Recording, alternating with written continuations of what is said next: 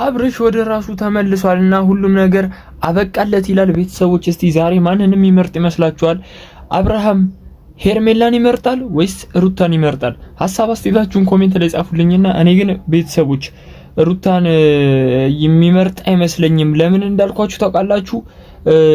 ሩታን አፋፋን እያላት ነው። እየሰማችሁ አይደለ እንዴ ቤተሰቦች? እና እንደ ላይ አብራራላችኋለሁ። ለዚህ ዩቲዩብ ቻናል አዲስ ከሆናችሁ ሰብስክራይብ፣ ላይክ፣ ኮሜንት ማድረግ እንዳይረሳ። አዲስ ከሆናችሁ ሰብስክራይብ እንድታደርጉ በትህትና ጠይቃለሁ። ቪዲዮውን ደግሞ ላይክ አድርጋችሁ እንድትጀምሩት እፈልጋለሁና የተወደዳችሁ ላይክ አድርጉልኝ። ብቻ በዛሬው ቪዲዮ አዳዲስ መረጃዎችን ተለቆልናልና በጣም ደግሞ ፊት ለፊት እያየነው ነበር።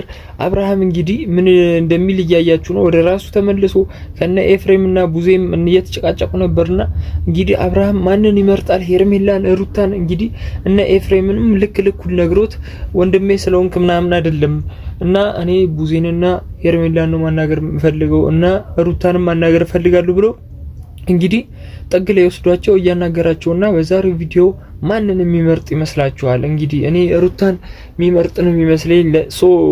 በጣም ሩታን ሄርሜላን የሚመርጥ ነው የሚመስለኝ። ሄርሜላ እያደላባት ነው፣ እያደላ ስለሆነ ነው። እና እንግዲህ እስቲ ቪዲዮ ነገር እናድርግ እንጂ እዚች ጋር ከነሱ ጋር ያው ይኸውላችሁ ቤተሰቦች እኔ አብርሃም ይኸውላችሁ የመረጠው መርጧል። እንግዲህ ነገ ነው የምናውቀው። እኛ ምንም ነገር ልናውቅ አንችልም። ነገ ጠዋት ላይ አዳዲስ መረጃዎችን እለቅላችኋለሁና እንግዲህ ዳኒ፣ ሄርሜላ፣ ቡዜ በኮንፊደንስ ነው እያወሩ ያሉት እና ኤፍሬም ሁላ ተጨናንቆ ምን እንደሚያወራ ሁላ እያሰበ ነበርና እንግዲህ አብርሃም ከመጣ በኋላ እየተጨቃጨቁ ምናምን ነበር። እኔ ሩታ ጋር የታመምኩ ሰዓት ምንም ማስታውሰው ነገር የለም ምናምን ብሎ እያወራ ነበርና አብርሃም እንግዲህ ገና ለገና የሩታ ደጋፊዎች ምናምን ሩታ ጀግና እንደዚህ የምትሉ ሰዎች እዚህ ጋር አቁሙ። መጀመሪያ ምንድነው አብርሃም ሩታን ነው የሚመርጠው። በቃ እውነቱን ስነግራችሁ ሩታን ነው የሚመርጠው፣ ሌላ ነገር ምናምን አይደለም። አትደሳሰቱ።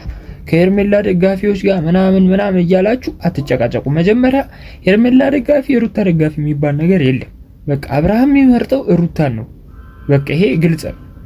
እና የሄርሜላ ደጋፊዎች የሩታ ደጋፊዎች ምናምን እያልኩ እኔ ማውራት አልፈልግም። በቃ እውነቱን ነው ወቁ። እናንተ አይደለም ከሆነ በቃ ወይ በቪዲዮ ወጣችሁ አውሩ ወይ ደግሞ ኮሜንት ላይ አይደለም ብላችሁ ንገሩኝ፣ አስረዱኝ።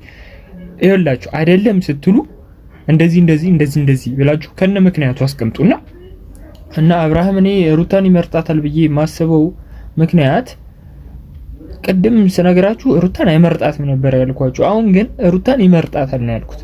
ለምን አብርሃም ራሱን አውቋል። በቃ ልጅ አለው፣ ግልጽ አድርጎ ይናገራል። እንግዲህ ሄርሜላ ካሁን ገና እየተደሳሰተች ነውና እኔ ፈጣሪው ናት ምንም ነገር ብቻ ቤተሰቦች እና በጣም ግርም ካለኝ ነገሮች ውስጥ የቡዜ እና የዴቭ እንደዚህ ወደ አባቱ ጋር ወስደውት በመሻሉ በጣም የሚገርም ነገር ነው እና በጣም ደስ ብሎናል። አብርሃም ጤነኝነቱ ተመልሶ ከዛ ጅል አስተሳሰቡና እንደ ዛሬ እኮ በሰነ ስርዓት ለብሶልን መጣልንና በጣም ደስ ብሎናል።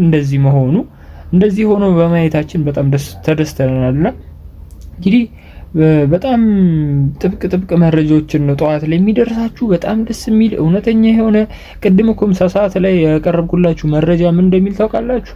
አብርሃምና ሩታ ተገናኙ ነበር። ሩታ መረጃው ፎልስ ሆነ ማለት ነው። ስለዚህ አሁን ደግሞ አዳዲስ ጥሩ መረጃዎችን እውነተኛ መረጃዎችን አቀርብላችኋለሁና ለዚህ ዩቲዩብ ቻናል አዲስ ከሆናችሁ ከወዲሁ ሰብስክራይብ እንድታደርጉ በትህትና ጠይቃለሁ። ቪዲዮ አጭር